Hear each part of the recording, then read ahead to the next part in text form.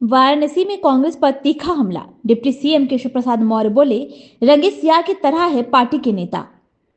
अटल बिहारी वाजपेयी की जयंती के मौके पर बुधवार को उत्तर प्रदेश के उप मुख्यमंत्री केशव प्रसाद मौर्य वाराणसी पहुंचे। इस दौरान उन्होंने कार्यक्रम को संबोधित किया। उन्होंने कहा कि कांग्रेसी नेता नीले रंग के वस्त्र पहनकर बाबा साहेब का अनुयायी होने का स्वांग रच रहे हैं। जनता इनकी असलियत को पहचानती है।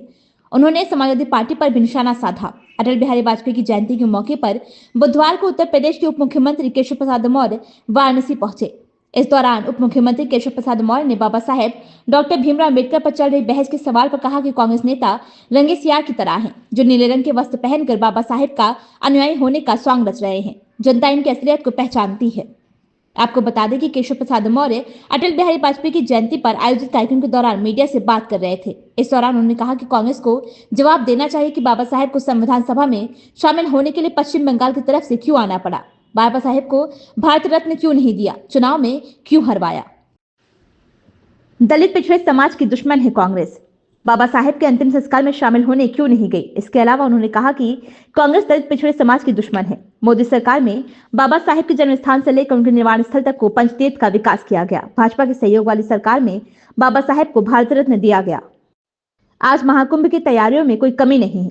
उन्होंने कहा कि आज योगी सरकार में महाकुंभ की तैयारियों में कहीं कोई कमी नहीं है। भाजपा शासित प्रदेशों या कांग्रेस शासित सभी के मुखिया व जनता को इस महाकुंभ में आने का निमंत्रण दिया जा रहा है।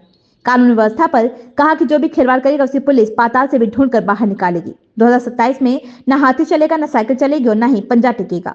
अटल बिहारी वाजपेयी की जयंती पर केशव प्रसाद मौर्य ने कार्यक्रम को संबोधित किया। इसके अलावा केशव प्रसाद मौर्य ने बुधवार को ही भाजपा की ओर से इंग्लिशिया लाइन स्थित भारतीय शिक्षा मंदिर में आयोजित संगोष्ठी को संबोधित किया। इस दौरान उन्होंने कहा कि अटल जी का नेतृत्व केवल राजनीतिक उपलब्धियों तक सीमित नहीं था, वे एक कुशल वक्ता और महान कवि थे। कहा कि पंडित दीनदयाल उपाध्याय के अंत्योदय की परिकल्पना एवं अटल जी के सुशासन को साकार करने का कार्य प्रधानमंत्री मोदी के नेतृत्व में चल रहा है। प्रदेश में उसको गति देने का कार्य मुख्यमंत्री योगी आदित्यनाथ कर रहे हैं। भारत रत्न देश के पूर्व प्रधानमंत्री परम पूज्य अटल बिहारी वाजपेयी जी की जन्म जयंती है और जन्म जयंती को आज सुशासन दिवस के रूप में मनाया जा रहा है।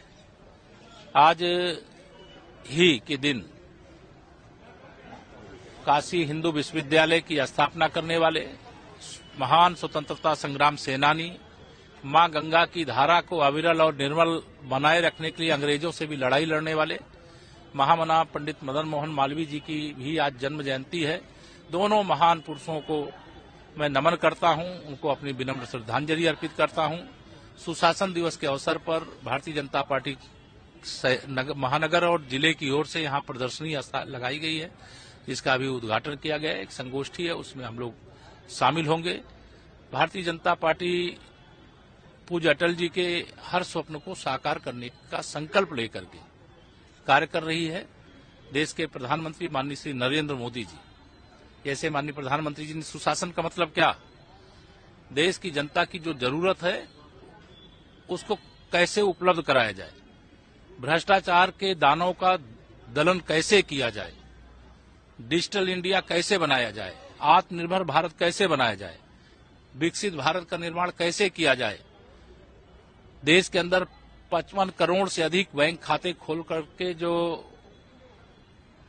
सरकारी योजनाओं के माध्यम से भ्रष्टाचार किया जाता था उसको देश के प्रधानमंत्री जी के नेतृत्व में कैसे रोका गया, हर घर में शौचालय कैसे बने, गरीबों को प्रधानमंत्री आवास कैसे मिले, 80 करोड़ लोगों को प्रधानमंत्री गरीब कल्याण अन्न योजना से राशन, अगर कोई बीमार हो जाए तो उसको दवा की व्यवस्था, आयुष्मान भारत योजना, अनेक योजनाएं ऐसी हैं जिनके माध्यम से वो बड़ा विस्तृत विषय है। तो सुशासन का मतलब यही है कि जनता को शासन के द्वारा जो योजनाएं बने भ्रष्टाचार मुक्त उन तक पहुंचे।